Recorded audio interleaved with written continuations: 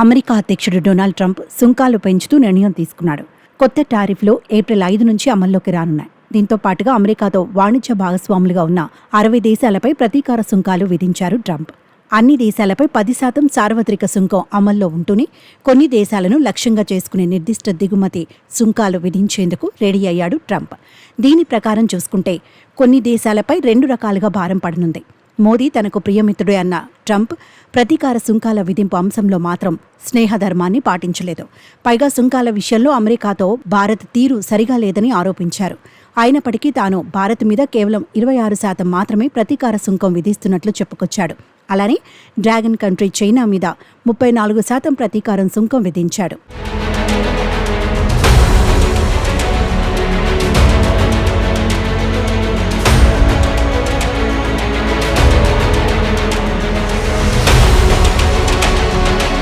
ప్రతీకార సుంకాలు అమల్లోకి రానుండడంతో కొన్నిటి ధరలు భారీగా పెరగనున్నాయి.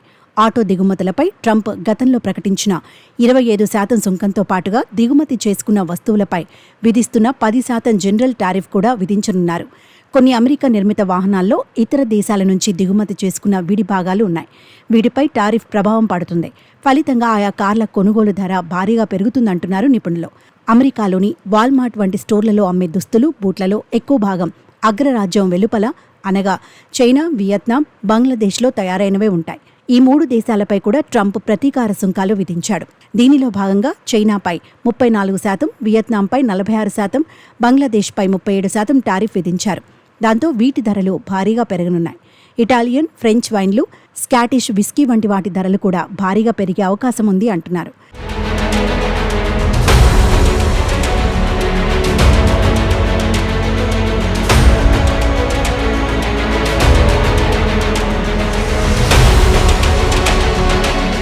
యూరోపియన్ యూనియన్ దేశాల దిగుమతిలో 20% టారిఫ్ను ఎదుర్కొనున్నాయి.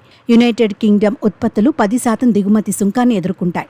దాంతో వైన్, స్పిరిట్స్ ధరలు భారీగా పెరిగే అవకాశం ఉంది అంటున్నారు. ట్రంప్ నిర్ణయాల వల్ల భారీగా ధరలు పెరిగే మరో అంశం కాఫీ, చాక్లెట్స్. అమెరికా అధికంగా బ్రెజిల్, కొలంబియా వంటి లాటిన్ అమెరికన్ దేశాల నుంచి 80% కాఫీ గింజలు దిగుమతి చేసుకుంటుంది. ఈ 2 దేశాల మీద కూడా టారిఫ్లు విధించడంతో అమెరికాలో కాఫీ, చాక్లెట్స్ ధరలు పెరగనున్నాయి.